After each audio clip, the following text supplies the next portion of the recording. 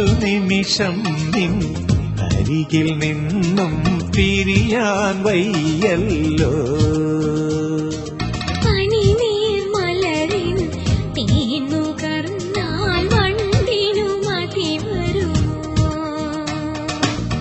എപ്പോഴും എപ്പോഴും ഈ മുഖമെന്നിൽ നിറഞ്ഞു നിൽക്കേണം ഹരിച